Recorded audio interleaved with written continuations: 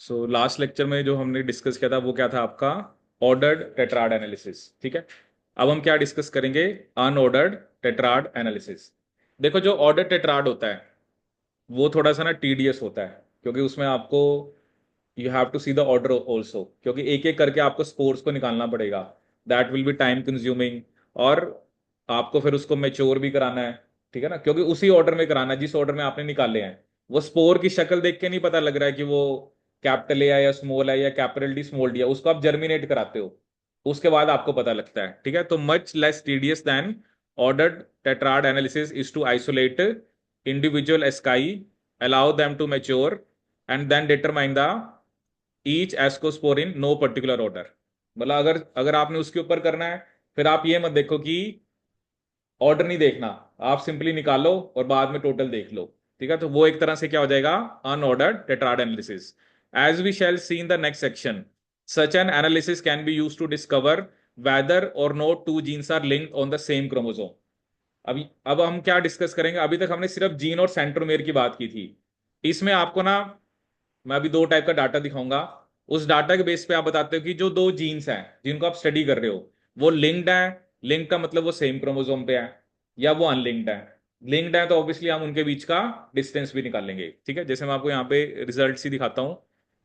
जैसे मान लो क्या है कि जो आपको ये रिजल्ट दे रखा है, और ये एनालिसिस हम किसके ऊपर करते हैं, क्लैमिडोमोनास के ऊपर। ठीक है, लिखा ना, to show how analysis of genetic data derived from haploid organisms can be used to distinguish between linkage and independent assortment of two genes। ये तो अब हम स्टार्टिंग से पढ़ते आ रहे हैं। अगर दो जीन डिफरेंट क्रोमोसोम के ऊपर हैं, so they will show independent assortment। if they are on same chromosome then they will show linkage, फिर वो क्या शो करेंगे, आपकी linkage। So, and then allows mapping distance to be calculated between two gene loci। We shall consider tetrad analysis in the algae Chlamydomonas, except that the four meiotic products are not ordered। ठीक है, इसमें कोई order की बात नहीं करेंगे। और दूसरी बात, यहाँ पे माइटोटिक डिवीजन नहीं होता है। ठीक है, following the completion of meiosis, वहां पे 4 के 8 हो रहे थे, यहाँ पे 4 ही रहेंगे।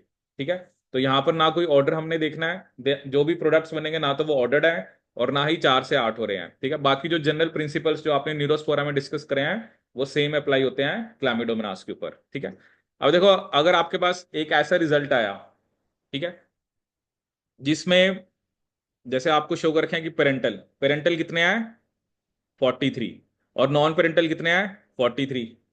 टाटा टाइप का मतलब क्या होता है, जिसमें दो पेरेंटल होंगे दो नॉन पेरेंटल होंगे। अगर तो पेरेंटल और नॉन पेरेंटल का नंबर इक्वल है, अगर क्लैमिडोमोनास में डाटा है, इसका मतलब जो जीन्स हैं दे आर नॉट लिंक्ड। जिन दो जीन्स को आप स्टडी कर रहे हो they are not linked.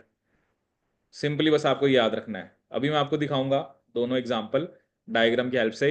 If parental is equal to non parental, अगर पेरेंटल और नॉन पेरेंटल इक्वल है इन केस ऑफ क्लैमिडोमोनास, जिसमें हम क्या कर रहे हैं, कौन सा एनालिसिस कर रहे हैं, अनऑर्डर्ड। टाटा टाइप वो होता है जिसमें चारों टाइप के हैं, दोनों पेरेंटल भी हैं दो नॉन पेरेंटल भी हैं। ठीक है, क्योंकि चार चार ही बन रहे हैं ना इस केस के अंदर, और आप दो जीन्स की बात कर रहे हो। अगर दोनों जीन सेम क्रोमोसोम पे हैं तब, क्योंकि दिखाना तो ऐसे ही होता है ना। अब ये दो जीन्स हैं ए और बी, यहां देखने से थोड़ा पता लग रहा है कि ये सेम पे है या डिफरेंट पे है। ये जो रिजल्ट आपको दिखता है इस बेस पे होता है। ठीक है, जैसे आप ये देखो यहाँ पर अब देखो यहाँ पर उसने आपको क्या शो करा है, देर इज ए, जैसे प्लस और ए क्या शो करा है, प्लस और बी। अब ये जीन्स कहां पर है आपकी, डिफरेंट। जैसे ए और बी है, ये मान लो डोमिनेंट है, ये रिसेसिव है। ये अब ए और बी डिफरेंट क्रोमोसोम्स के ऊपर है ना। ठीक है ना, अब क्या हो रहा है कि जब म्योसिस वन होता है, आपको पता है कि बेसिकली म्योसिस वन के बाद क्या होता है कि कोई भी, जैसे ये टोटल कितने हैं आपके, 4। ठीक है, म्योसिस वन में हम क्या कहते हैं कि आपके होमोलोगस क्रोमोसोम सेपरेट हो जाते हैं। ठीक है, अब उसके बाद उसने जैसे आपको ये बेसिकली फर्स्ट म्योटिक डिवीजन दिखाया, फिर बीच में एक डायड स्टेज है, फिर सेकंड म्योटिक डिवीजन। ठीक है, तो अल्टीमेटली क्या होता है, आपको पता है ना कि यहाँ पे टोटल आपने 4 क्रोमोसोम शो किए हैं, बट फाइनल सेल में तो 2 2 ही जाते हैं, दो ही जाएंगे ना, दो दो ही जाते हैं। अब वो क्या करे कि किस टाइप का अरेंजमेंट बनेगी, जैसे या तो क्या होगा, प्लस प्लस ए बी जो फर्स्ट केस है। ठीक है, दूसरा केस क्या हो सकता है, प्लस के साथ बी आ गया, वही होगा ना इंडिपेंडेंट असॉर्टमेंट। अब इन दोनों में से मतलब ये जो आपका प्लस और ए है, इसमें से एक और इसमें से एक, ठीक है। अब प्लस के साथ या तो क्या दिखाया, दोनों प्लस प्लस चले गए, और मतलब एक ऑरेंज वाला जाएगा और एक ब्लू वाला, ठीक है। प्लस के साथ, जैसे ये प्लस का मतलब यहां पर क्या होता है ना, वही डोमिनेंट है, ठीक है। और ये दोनों एक साथ चले गए, इधर ए और बी। ये दूसरा उसने कॉम्बिनेशन क्या दिखाया, प्लस के साथ बी आ गया और ए के साथ प्लस, दोनों में से एक एक जाएगा, क्योंकि टोटल चार है ना, चार में से दो बनेंगे एंड में ना। अब उसके बाद आप देख सकते हो कि अगर तो प्लस प्लस ए बी है तो वो तो पेरेंटल है, और अगर प्लस बी ए प्लस है तो ये कौन से हैं आपके नॉन पेरेंटल। तो इसमें कोई क्रॉसिंग ओवर नहीं हो रही है, ठीक है ना, इसमें कोई क्रॉसिंग ओवर नहीं हो रही है। अब सी और डी क्या शो कर रखा है, जैसे अलग अलग वे से आप देख सकते हो कि टाटा टाइप बन रहे हैं। जैसे एक तो उसने क्रॉसिंग ओवर किसके बीच में दिखा रखी है, जो इन दोनों के बीच में, ठीक है, प्लस और ए के बीच में, ठीक है। और दूसरी किसके बीच में दिखा रखी है आपकी, प्लस और बी के बीच में।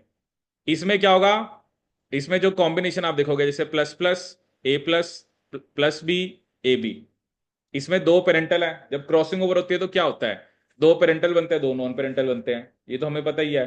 तो ये टाटा टाइप है। बस आपको मेन क्या याद रखना है कि अगर पेरेंटल और नॉन पेरेंटल इक्वल है, इसका मतलब आपका बेसिकली वो जो जीन्स हैं जिनको आप स्टडी कर रहे हो, दे आर नॉट लिंक्ड, ठीक है। जो कि अभी आपने डाटा में देखा है कि पेरेंटल का नंबर भी कितना था, 43, नॉन पेरेंटल का भी 43, ठीक है। ये तो सिर्फ आपको समझाने के लिए है कि पेरेंटल, नॉन पेरेंटल और टेट्रा टाइप जनरेट कैसे हो रहे हैं, इसमें कोई क्रॉसिंग ओवर आपको नहीं देखने को मिल रही, ठीक है।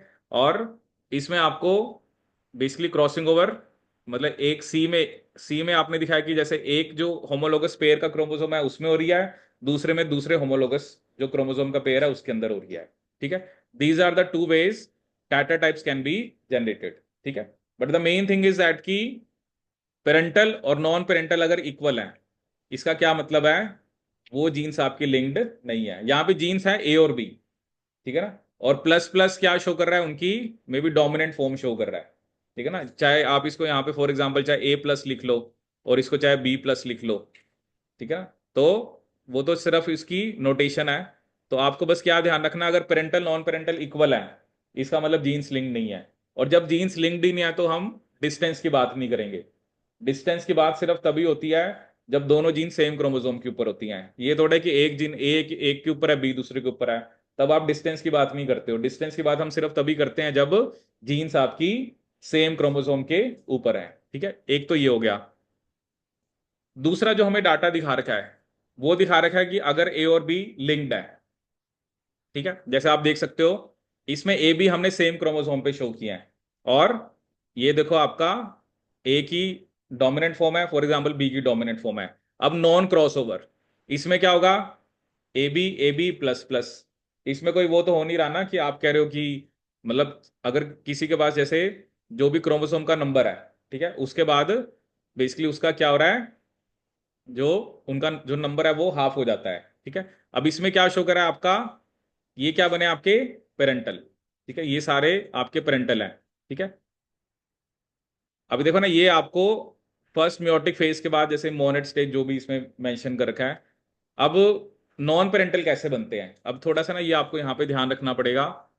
अब एक तो उसने क्या शो करा है, जो फर्स्ट और फोर्थ वाला स्टैंड है, ठीक है, क्या लिखा उसने, फोर स्टैंड डबल एक्सचेंज, मतलब फोर स्टैंड, चारों स्टैंड इन्वॉल्व हैं, फर्स्ट और थर्ड के बीच में, सॉरी फर्स्ट और फोर्थ के बीच में, और सेकंड और थर्ड के बीच में। इसको उसने क्या बोला है, फोर स्टैंड डबल एक्सचेंज, ठीक है। उसके बाद देखो क्या बन गया, ए के साथ क्या आ गया, जैसे इसने अलग अलग दिखा रखे हैं, जैसे एक तो प्लस के साथ क्या आ गया बी, एक क्या दिखा रखा है प्लस के साथ क्या आ गया आपका फिर बी, एक क्या शो कर रखा है कि ए के साथ क्या आ गया प्लस, और एक ए के साथ प्लस। ये सारे नॉन पेरेंटल बने हैं, ठीक है। अगर तो क्रॉसिंग ओवर नहीं है तो सारे पेरेंटल हैं, उधर तो हमने क्रॉसिंग ओवर की बात ही नहीं करी ना। अगर तो फोर स्टैंड डबल एक्सचेंज है, ठीक है ना, फोर स्टैंड क्या आपका डबल एक्सचेंज है, तो उसमें क्या है, देखो क्या ना, आप इस चीज को देखो, जैसे ये दो क्रोमोसोम है, आने तो एक एक ही है, बट ए बी हमने इकट्ठे क्यों लिखा है, क्योंकि दोनों सेम के ऊपर ही है, दोनों सेम के ऊपर ही ना, इसलिए हम उसको ए बी लिख रहे हैं। पिछले केस में आप जो डिस्कस कर रहे थे उसमें ए और बी अलग अलग पे था, ठीक है ना। जैसे आप मान लो अभी तक मेंडेलियन जेनेटिक्स पढ़ते आए हो, तब भी आप क्या लिखते थे, जैसे आप लिखते थे capital A capital B small B, ठीक है। अब इसको दो तरीके हैं लिखने के। अगर तो कैपिटल ए और कैपिटल बी अलग अलग क्रोमोसोम के ऊपर है तब तो आप उसको ऐसे लिखोगे, लेकिन अगर कैपिटल ए और कैपिटल बी सेम क्रोमोसोम के ऊपर है तब आप उसको ऐसे लिखोगे, कि नहीं। जीनोटाइप तो यही है ना। वो तो क्या है कि अगर जिन दो जीन्स को आप स्टडी कर रहे हो, if they are not linked, then आप जीनोटाइप यही है। अगर लिंक्ड नहीं है तो ये अरेंजमेंट है, अगर वो लिंक्ड है तो फिर ये अरेंजमेंट है। जैसे ए बी आपने यहां भी लिखा है और ए बी आप यहां पे भी लिख रहे हो, बट इसमें ए बी सेम पे ही है। क्रोमोसोम अगर दो हैं तो आपको पता है कि चार हैप्लॉइड बनेंगे, वो चार हैप्लॉइड यही हैं। बट इसमें क्या होता है, इसमें माइटोसिस नहीं होता उसके बाद, ठीक है। तो नॉन पेरेंटल बनाने के लिए क्या होना चाहिए, फोर स्ट्रैंड डबल एक्सचेंज, ठीक है। अब टैटर टाइप दो तरीके से बना रहा है। एक दिखाया उसने सिंगल क्रॉसओवर, जो कि किसके बीच में हो रहा है, सेकंड और थर्ड के बीच में। एक तो कहता है इससे टैटर टाइप बन जाता है। दूसरा उसने क्या दिखाया है, थ्री स्टैंड डबल एक्सचेंज।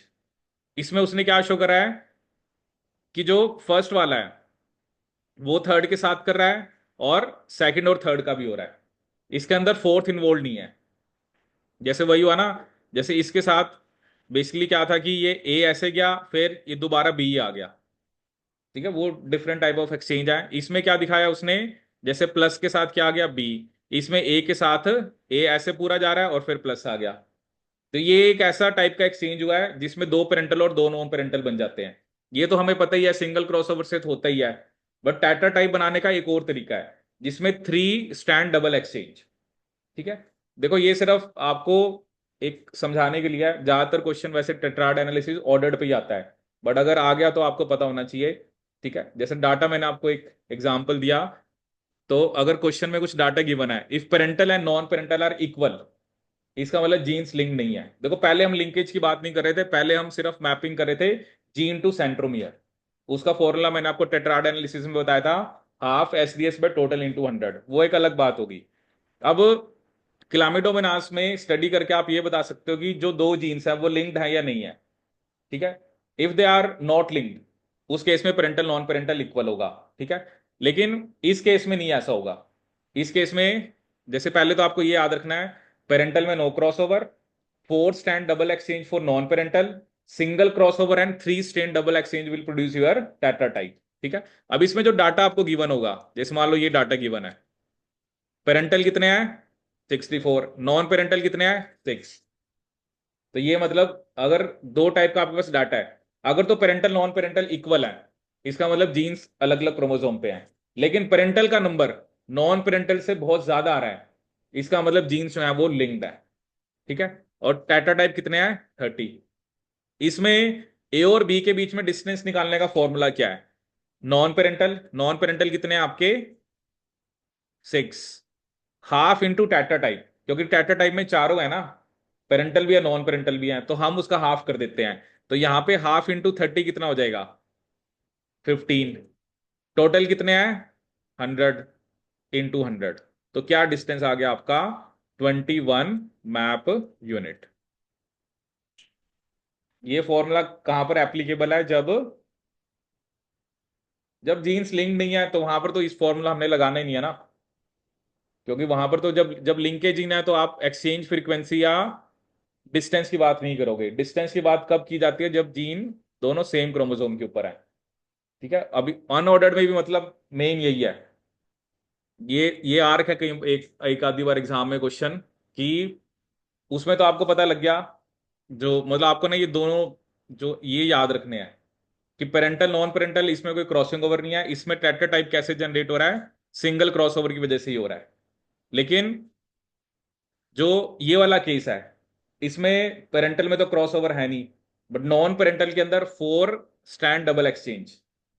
और टाटा टाइप दो तरीके से बनता है, एक तो सिंगल क्रॉसओवर और एक आपका थ्री स्टैंड डबल एक्सचेंज, ठीक है। जिसकी वजह से क्या बनता है आपका टाटा टाइप, मतलब इन दो वे से आपका क्या बन रहा है टाटा टाइप। ये है मेन आपको, जो आपको अनऑर्डर्ड टेट्राड के अंदर याद रखना है।